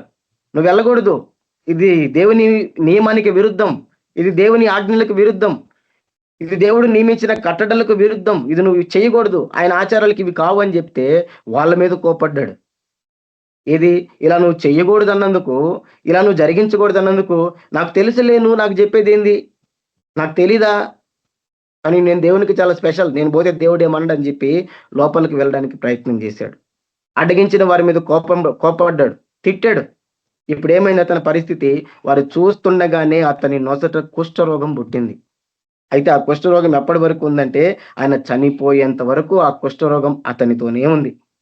అదే చూస్తాం 21వ వచనంలో, రాజైన ఉజ్జియా తన మరణ దినము వరకు కుష్ఠరోగి అయి ఉండెను. తర్వాత ఆ కుష్ఠరోగం అతనికి తగ్గలేదు. కుష్ఠరోగం అతనికి తగ్గలేదు, మరణం వరకు ఆ రోగాన్ని ఆయన అనుభవిస్తూ వచ్చాడు. ఎందుకంటే దేవుడు మళ్ళీ అవకాశం ఇలా అతనికి, దేవుడు మళ్ళీ అతనికి క్షమించలా, ఆ రోగాన్ని అతనికే పెట్టాడు, తనకి బుద్ధి చెప్పాడు. ఎందుకు? మరలా ఎక్కడ గర్విస్తాడని అలాగే ఉంచాడు. రాజైన ఉజ్జియా చూడండి, ఎంతో గొప్ప పేరు ప్రఖ్యాతలు పొందుకున్నాడు, ఎంతో గొప్ప సహాయం, ఆశ్చర్యకరమైన సహాయం దేవుని దగ్గర పొందుకున్నాడు. అతని రాజ్యం చాలా స్థిరంగా ఉంది. అటువంటి సమయంలో గర్వించి తను కలుగున్నటువంటి ఆ ధన్యతను కోల్పోతూ వచ్చాడు. కాబట్టి చూడండి, మనం ఎవరు దేవునికి స్పెషల్ కాదు. ఇక్కడ మనం చూసుకుంటాం అదే దేవుని నియమం ప్రకారం, దేవుని క్రమం ప్రకారం మనమందరం నడవాలా. నువ్వు రాజువే కావచ్చు, నువ్వు బయట ఉండాల్సిందే, మందిరంలోనికి రావడానికి లేదు. యాజకుడు పని చేయాలా, నువ్వు చేయడానికి లేదు. యాజకుడు పని చేయాలా, ధూపం వేసేవాడు ధూపం వేయాలా, నువ్వు పరిపాలించేవాడు నువ్వు పరిపాలన చేయాలా, నీ స్థానం బయటే. కానీ ఏం చేశాడు ఆయన? నాకు అన్ని సాధ్యమే, నేను అన్ని చేస్తాను, నేను దేవునికి స్పెషల్ అంటూ దేవుని ఆజ్ఞలకు వ్యతిరేకంగా పోతూ వచ్చాడు. కాబట్టి గర్వించిన వాడే చెడిపోతూ వచ్చాడు. దాన్ని బట్టి ఆయన రోగాన్ని కొని తెచ్చుకున్నాడు.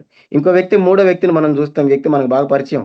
యెషయా గ్రంథం 14వ అధ్యాయం 12వ వచనంలో, యెషయా గ్రంథం 14:12 తేజో నక్షత్రమా, వేకువ చుక్క, నీ వెట్లు ఆకాశం నుండి పడితివి. జనములను పడగొట్టిన నీవు నేల మట్టము వరకు ఎట్లు నరకబడితివి. నేను ఆకాశమునకు ఎక్కిపోయేదను, దేవుని నక్షత్రములకు పైగా నా సింహాసనమును హెచ్చింతును. ఉత్తర దిక్కునున్న సభాపర్వతం మీద కూర్చుందును, మేఘమండలం మీదకి ఎక్కుదును, మహోన్నతునితో నన్ను సమానముగా చేసుకుందును అని నీ మనసులో అనుకుంటివి కదా. నీవు పాతాళమునకు నరకములో ఒక మూలకు త్రోయబడితివే. ఎవరి గురించి మాట్లాడుతున్నాడు? అపవాది గురించి మాట్లాడుతున్నాడు. ఏం చేశాడంటే ఆయన ఆకాశం నుంచి నేల మట్టుకు పడద్రోయబడుతూ వచ్చాడు, నరకబడుతూ వచ్చాడు. ఏం చేసింది ఏంది? నేను ఆకాశానికి ఎక్కిపోతాను, దేవుని నక్షత్రానికి పైగా నా సింహాసనాన్ని వేసుకుంటాను, నేను హెచ్చించుకుంటాను. ఉత్తర దిక్కున సభా పర్వతం మీద నేను కూర్చుంటాను.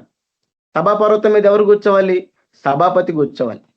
మనకు అసెంబ్లీ ఉంది, స్పీకర్ చివరిలో ఎవరు కూర్చుంటారు? స్పీకర్ కూర్చోవాలి. ఎమ్మెల్యేలు కూర్చోడానికి లేదు, ముఖ్యమంత్రి కూర్చోడానికి కూడా లేదు, స్పీకరే కూర్చోవాలి. లేదంటే డిప్యూటీ స్పీకర్ కూర్చోవాలి.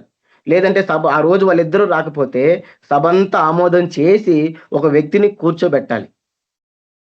కానీ ఈయన ఏం చేశాడు? సభా పర్వతం అంటే మన దేవుని సింహాసనం, దేవుని పర్వతం, ఆ పర్వతం మీదకి ఎక్కి నేను కూర్చుంటాను, నేనే అధికారం చెల్లాయిస్తాను, నేనే దేవుణ్ణి, నేను దేవుని కంటే ఎక్కువ అనుకున్నాడు. అంతను బట్టి ఏమైంది? నీవు పాతాళమునకు నరకములో ఒక మూలకు త్రోయబడితివే. చూడండి, నేను ఈ 3 అంశాలు నేను ఎందుకు తీసుకున్నాను అని అంటే, ఈ ముగ్గురు జీవితాల్లో మొదటి వ్యక్తి నెబుకద్నెజరు. నెబుకద్నెజరు ఎవరు?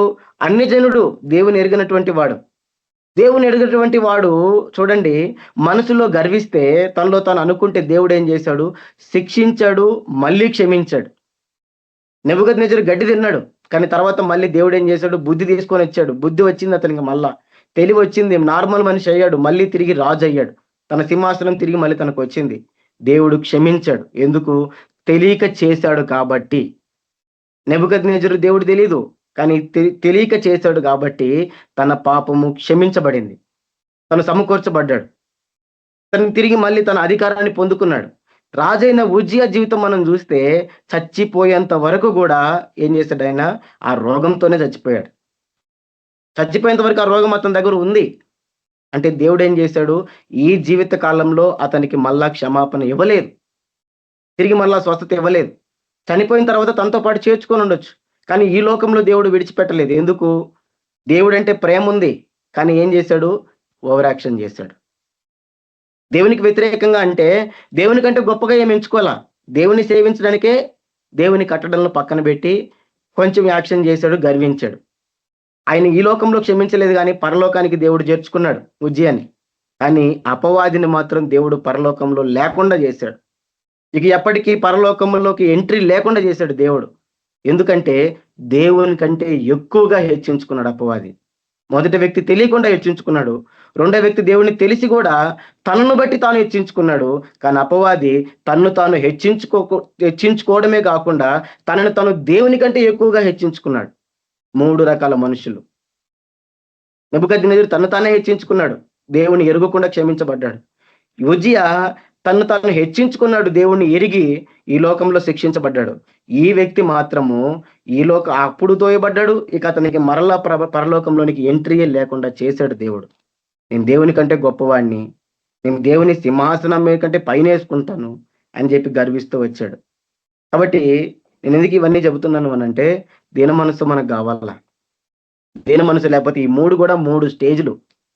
మొదట మనం ఏం చేస్తాం? తెలియకుండానే గర్విస్తాం, తెలియకుండా అతిశయిస్తాం, తెలియకుండానే మనలో మనం అనుకుంటూ ఉంటాం, నేను చేయబట్టే కదా ఇది, నాలో ఈ గుణగణం లేకపోతే దేవుడు ఎందుకు వాడుకుంటాడు, నాకు ఉంది కదా, నేను ఇంత ఖర్చు పెడుతున్నాను కదా, లేదంటే నాకు ఇన్ని తలాంతులు ఉన్నాయి కదా, నేను బంగారు పాత్రను కదా అనేటువంటి ఆలోచన ఉంటుంది. ఇప్పుడు నేను పోకపోతే దేవుడు ఏం చేసావు, అక్కడ పని జరిగేదా, ఇప్పుడు నేను పోబట్టే కదా అని ఇటువంటి రకాల తలంపులు వస్తాయి, ఇటువంటి రకాల ఆలోచనలు వస్తాయి. తర్వాత ఏం చేస్తాం? నేను స్పెషల్ కదా దేవునికి. ఇంకొంతమంది 3వ స్టేజ్ ఏంటిది? దేవుడిదే ముందులే, అన్ని నేనే. లోకంలో కూడా ఈ 3 రకాల గుంపులు మనకు కనపడతారు, ఈ 3 రకాల ఆలోచనలు కలిగిన కనపడతారు. దేవుడి కంటే మేమే గొప్ప, దేవుని ఆజ్ఞలది ఏముంది, మా ఆజ్ఞలు పాటించండి అంటారు. అటువంటి వారు ఉన్నారు. ఈ దేవుని ఆజ్ఞకు వ్యతిరేకం కదా అంటే ఆడట్టే ఉంటదిలే, నువ్వు మేము చెప్పినట్టు చెయ్యి, అని మాట్లాడే వాళ్ళు ఉంటారు. కాబట్టి ఇవేవి మన జీవితంలో అది మనల్ని బట్టి గాని, మనం కలిగి ఉన్నటువంటి వాటిని బట్టి గాని, దేన్ని బట్టి కూడా మనం అతిశయించిన వారమైతే చూడండి, మనకు ఆత్మీయ జీవితానికి అది ఎంత మాత్రం కూడా మేలు కాదు. మన ఆత్మీయ జీవితానికి అది ఎంత మాత్రం కూడా క్షేమమైంది కాదు. గర్వించిన వారి పరిస్థితి ఏమైందో మనం చూస్తూనే ఉన్నాం లేఖనాలలో. గర్వించిన వారి పరిస్థితి వారి వారి యొక్క అంతం ఏ రీతిగా ఉందో మన కళ్ళ ముందే కనపడతా ఉంది. వాళ్ళకి ఎటువంటి శిక్షలు వచ్చినాయో మనకు కనపడతానే ఉంది. కాబట్టి వీటిని మనం జ్ఞాపకం చేసుకుంటూ నెబుకద్నెజరుకి ఏ గతి పట్టిందో, ఉజ్జియాకి ఏ గతి పట్టిందో, అదే రీతిగా అపవాదికి ఏ గతి పట్టిందో వీరిని మనం కళ్ళ ముందు ఉంచుకొని దేవుడు ఏమైనా చేయగలడు అని ఎరిగి ఏం చేయాలి, మనం ఆయన ఎదుట దీన మనస్సు కలిగి ఉండాలి. దీన మనస్సును ధరించుకోవాలి. ఆయనకు లోబడి ఉండాలి. ప్రభువా, నీవు లేకపోతే నేను లేను. నీవు లేకపోతే నాకు ఏమీ లేదు. నీవు లేకపోతే నాకు ఈ ఆరోగ్యం లేదు. ఈ రోజు నేను ఈ రీతిగా ఉన్నాను అనంటే అది కేవలం నీ కృపే. నేను వాక్యం చెప్పినా నీ కృపే, నేను పాట పాడినా నీ కృపే, నేను కానుకిచ్చినా నీ కృపే, నేను సువార్త చెప్పినా నీ కృపే, ఏది చెప్పినా నీ కృపే. నువ్వు నాకు సహాయం చేసావు కాబట్టి, నువ్వు నాకు ఆరోగ్యాన్ని ఇచ్చావు కాబట్టి, నువ్వు నాకు నోరు ఇచ్చావు కాబట్టి, నువ్వు నాకు జ్ఞానం ఇచ్చావు కాబట్టి, నువ్వు నాకు ప్రత్యక్షత ఇచ్చావు కాబట్టి, నన్ను సజీవంగా ఉంచావు కాబట్టి నేను చెప్పగలిగినాను. లేదంటే నా వల్ల ఏది కాదు. నా మట్టుకు నేను స్వభావ సిద్ధంగానే పాపిని. నా చిన్నప్పటి నుంచి పాపమే, నా చిన్నప్పటి నుంచి తలంపులే. అదే పౌలు భక్తుడు చెబుతూ వచ్చాడు, అట్టి వారిలో నేను ప్రధానుడును అనంటే ఎవరికి తెలుసు? ఎవరికి తెలుసు చెప్పండి? పౌలు భక్తుడేమో అటు వారిలో నేను ప్రధానుడని ఎందుకు అన్నాడు? మనకెవరు తెలుసు? మనం ఒకరు వ్యభిచారం చేశారని చెబుతాం, అక్కడ హత్య జరిగిందని చెబుతాం, వారి మధ్యలో ఏం జరిగిందో మనకు తెలీదు, అక్కడ ఏం పరిస్థితులు వచ్చినాయో మనకు తెలీదు. ఒకవేళ అటువంటి పరిస్థితుల్లో మనమే ఉంటే మనం ఏం చేస్తాం? వారు వ్యభిచారం చేసిన దాన్ని బట్టో, వారి పాపం చేసిన దాన్ని బట్టో మనం అరే అలా ఎందుకు చేశారు, తప్పు కదా, అది కదా, ఇది కదా అని అంటాం. మరి వారి స్థానంలో మనం ఉంటే మనం ఎలా ప్రవర్తించే వాళ్ళమో మనకు తెలియదు కదా. వారి స్థానంలో మనం ఉంటే, వారి పరిస్థితిలో మనం ఉంటే మనం ఏం చేసేవాళ్ళము? ఇంకా దేవుడు మన జీవితంలో అనేకమైన శోధనలు తీసుకురాకుండా కాపాడుతున్నాడు. ఒకవేళ వస్తే మనం ఏం చేస్తామో మనకే తెలియదు. మనం ఎంత నమ్మకమైన వారమో మనకు తెలియదు. అందుకే అన్నాడు, అట్టి వారిలో నేను ప్రధానుడను. అదే పౌలు భక్తుడు అంటాడు, అయ్యో నేనెంత దౌర్భాగ్యుడను అంటాడు.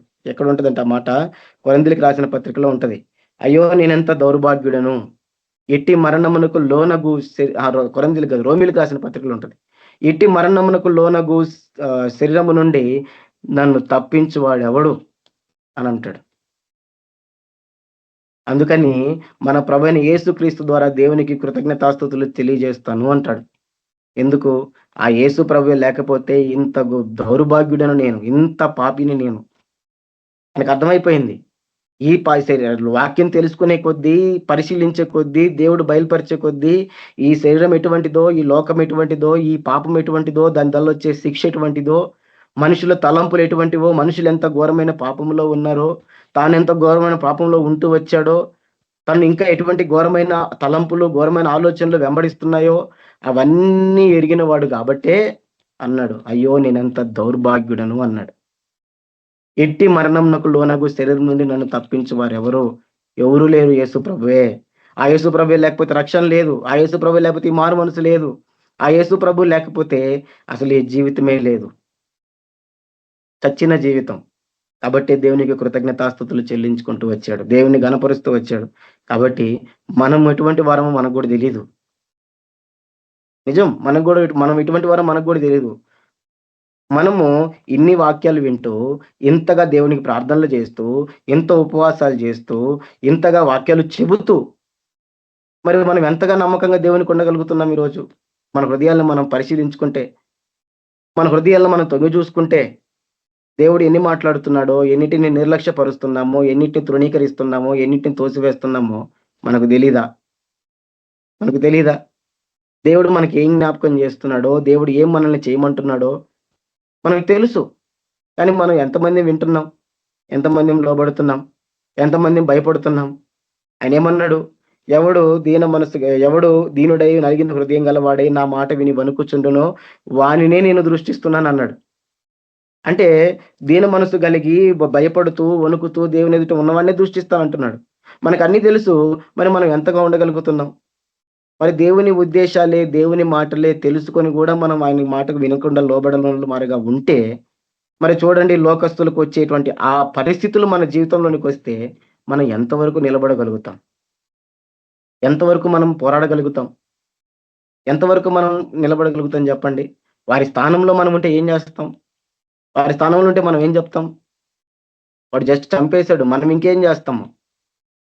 వాడు జస్ట్ ఒకడు ఎవడన్నా వచ్చి కొట్టిపోతాడు, మనం ఉంటే ఏం చేస్తాము? తెలీదు కదా! కాబట్టి అందుకే అంటున్నాడు ఆయన, అట్టి వారిలో నేను ప్రధానుడను. నేనేం చేస్తానో నాకు తెలీదు. ఈరోజు నేనేమై ఉన్నానో ఆయన కనికరం వల్లనే, ఆయన కృప వలననే.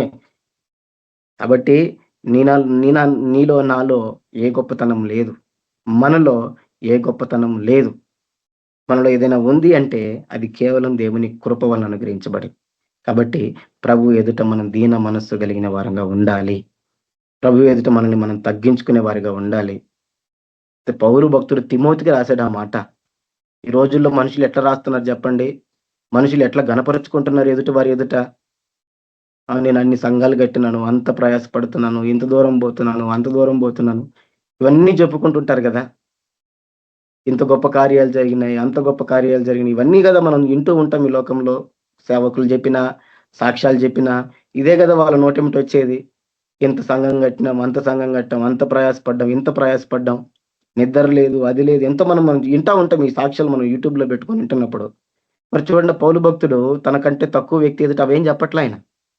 నేను అంత ప్రయాసపడుతున్నాను, ఇంత కష్టపడుతున్నాను, ఆ సేవ చేశాను, ఈ సేవ చేశాను, ఒక ముక్క రాయలేదు ఆయన. పైపై చేంజ్ అవుతున్నాడు, నేను ప్రధానుడను అని రాశాడు. ఎవరిలో? పాపుల్లో నేను ప్రధానుడని. ఆ వ్యక్తి అది రాసినప్పుడు ఆ వ్యక్తి జీవితాన్ని గమనించిన వ్యక్తికి ఎలా ఉంటది చెప్పండి? ఎంత భయం ఉంటది? ఇంత గొప్పగా చేస్తున్న ఈ వ్యక్తి ఇట్లా మాట్లాడుతుంటే మరి నేనెంత తక్కువ ఇచ్చుకోవాలి? ఇంత గొప్ప పరిచర్య చేస్తున్న ఈ వ్యక్తి ఇంతగా దేవుని ఎదుట తగ్గించుకొని జీవిస్తున్నప్పుడు మరి నేను ఎంతగా తగ్గించుకోవాలి అని ఆలోచన వ్యక్తిలో వస్తుందా లేదా? తిమోతిలో వస్తది. కానీ మన యొక్క చూడండి చింతించాల్సిన విషయం ఏంటిదనంటే అదే ఈ రోజుల్లో ఈ గుణగణం కనపడడంలా మనుషుల్లో, ప్రాముఖ్యంగా సేవకుల్లో కనపడడంలా. కాబట్టి అటువంటి గుణగణాన్ని మన నుంచి దూరపరిచి మనం దేవుని ఎదుట దీన మనస్సును కలిగి ఉండాలి. అదే చెప్తున్నాడు పేతురు రాసిన మొదటి పత్రిక 5వ అధ్యాయం 5వ వచనంలో. పేతురు రాసిన మొదటి పత్రిక 5వ అధ్యాయము 5వ వచనంలో, చిన్నలారా మీరు పెద్దలకు లోబడి ఉండుడి. అది అంతతోటి ముగిసింది. తర్వాత ఏం చెబుతున్నాడు? మీరందరూ ఏం చేయాలంట? ఎదుటివాని ఎడల దీన మనస్సు అను వస్త్రము ధరించుకొని మిమ్మును అలంకరించుకొనుడి. దేవుడు అహంకారులను ఎదిరించి దీనులకు కృప అనుగ్రహించును. ఏం చెప్తున్నాడు ఆయన? మీరందరూ ఎదుటివాని ఎదుట దీన మనస్సు అనే వస్త్రం ధరించుకోండి. దీనమనే మనస్సు అవసరం, అది ధరించుకొని మిమ్మల్ని అలంకరించుకోండి. దేవుడు అహంకారులను ఎదిరించి దీనులకు కృప ఇచ్చే దేవుడు. నీకు దేవుని కృప కావాలి అనంటే, దేవుని కృప మనకు దొరకాలి అనంటే, దేవుడు మనల్ని వాడుకోవాలి అనంటే మనకు కావాల్సింది ఇదే దీన మనస్సు. దీనులంగా దేవుని సన్నిధిలో, దేవుని పాదాల ఎదుట, దేవుని ఎదుట సాగిల పడి మనం మాట్లాడాల. దీనులంగా దేవుని ఎదుట ఉండాల. ఇందాక కథ చెప్పాను, కొబ్బరి చిప్ప మనస్తత్వం ఎటువంటిది? అది పనికిరాని దాన్ని, కాలడానికి సిద్ధంగా ఉన్నదాన్ని. అటువంటి వారమే మనం కూడా.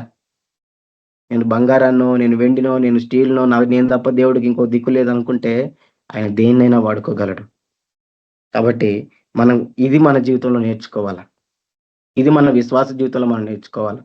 ఇది మనం దేవుని ఎదుటికి వెళ్ళినప్పుడు మనం కలిగి ఉండాల్సిన బహు ప్రాముఖ్యమైన గుణగణం. ఈ గుణగణం మనం కలిగి ఉండాలి. ఎందుకనంటే యెషయా గ్రంథం 57వ అధ్యాయం 15వ వచనంలో, యెషయా గ్రంథం 57వ అధ్యాయం 15వ వచనంలో దేవుడు ఒక మాట చెబుతున్నాడు. మహాగణుడును, మహోన్నతుడును, పరిశుద్ధుడును, నిత్య నివాసియునైన వాడు ఇలాగ సెలవిచ్చుచున్నాడు, నేను మహోన్నతమైన పరిశుద్ధ స్థలములలో నివసించువాడను. ఏం చెబుతున్నాడు ఆయన? నేను మహాగణుడను, గణుడను మాత్రమే కాదు, మహాగణుడను, మహోన్నతుడను, పరిశుద్ధుడను, నిత్య నివాసి అయినటువంటి వాడిని. నేను ఎక్కువ ఘనత కలిగిన వాడిని, నేను ఉన్నతమైన వ్యక్తిని, నేను పరిశుద్ధుణ్ణి, నేను నిత్యము జీవించేవాడిని. నేనేం చెబుతున్నాను? మహోన్నతమైన ఉన్నతమైన పరిశుద్ధ స్థలంలో మాత్రమే నివసించేవాడిని. ఆయన ఏమంటున్నాడైతే, అయినను వినయము గల వారి ప్రాణమును ఉజ్జీవింప చేయుటకును, నలిగిన వారి ప్రాణమును ఉజ్జీవింప చేయుటకును, వినయము గల వారి యొద్దను, దీన మనస్సు గల వారి యొద్దను నివసించుచున్నాను. నేను మహోన్నతమైన స్థలములో ఉండేవాడిని. నేను మహోన్నతుడని, మహాగణుడని, పరిశుద్ధుడిని, నిత్య నివాసిని. అయితే నేనేం చెబుతున్నాను అనంటే, వినయము గల వారి ప్రాణమును ఉజ్జీవింప చేయుటకును. ఎవరైతే వినయం కలిగి ఉంటారో వారి ప్రాణాన్ని ఉజ్జీవింపజేయడానికి, తర్వాత నలిగిన వారి ప్రాణమును ఉజ్జీవింపజేయడానికి వినయము గల వారి యొద్దను, దీన మనస్సు గల వారి యొద్దను నివసించుచున్నాను. ఎవరి యొద్ద ఉంటాడాయన?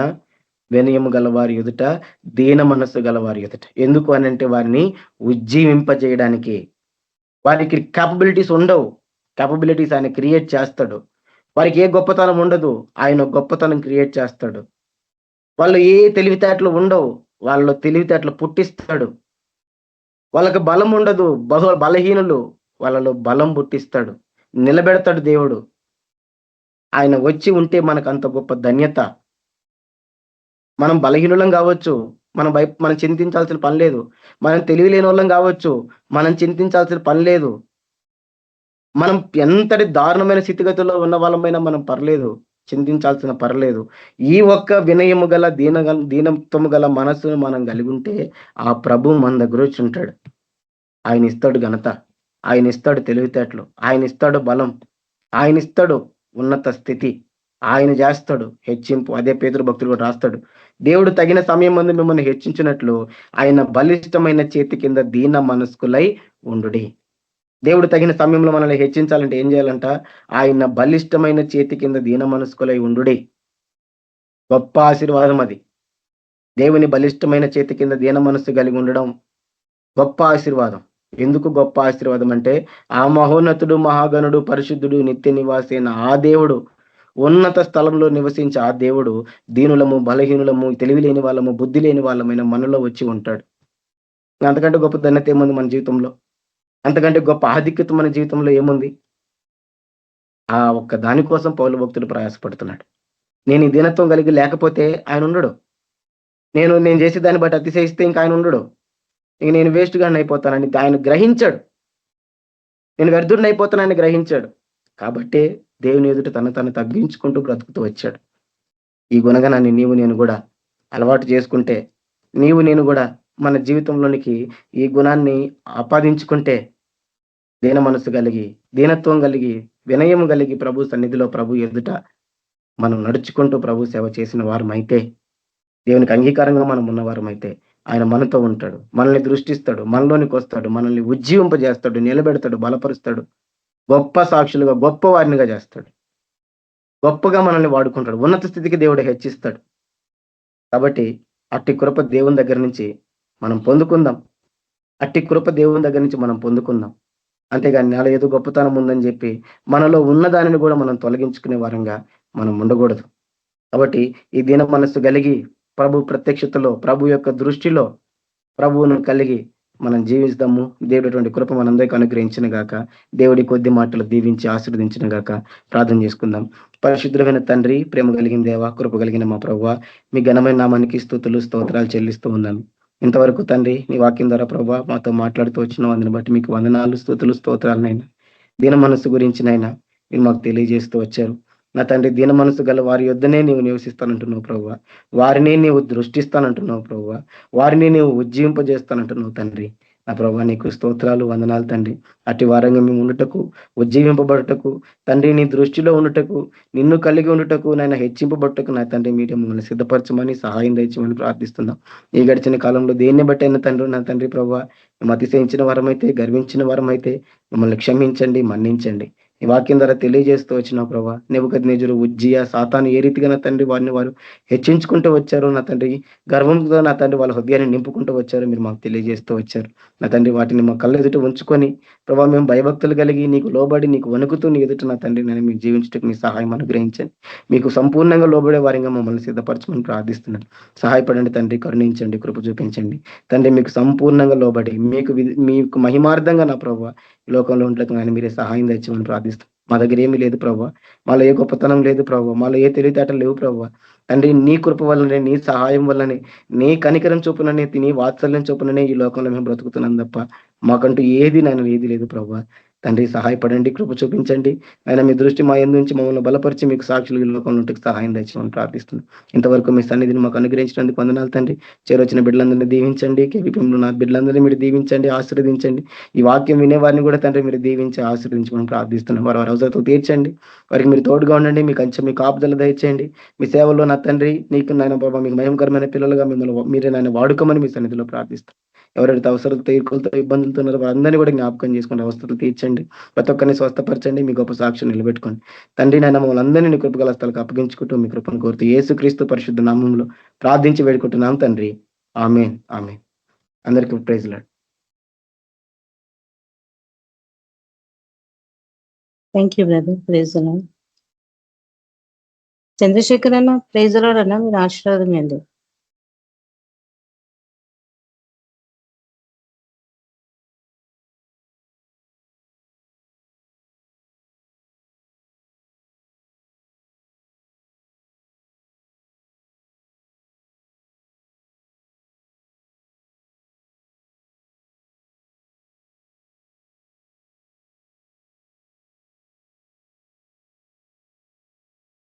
నతనేల్ brother, praise the lord brother, మీరు ఆశీర్వాదం అండి. ప్రజల సిస్టర్, యేసు ప్రభు వారి కృప, సమాధానము, పరిశుద్ధాత్మ నడిపింపు సకల పరిశుద్ధులకు ఇక్కడ కూడి ఉన్న మనకు సదాకాలం అందరికీ వందనాలు. Praise lord. ఆమేన్. ఆమేన్. Praise lord. Praise the lord అండి. అందరికీ praise the lord. Praise the lord sisters brothers.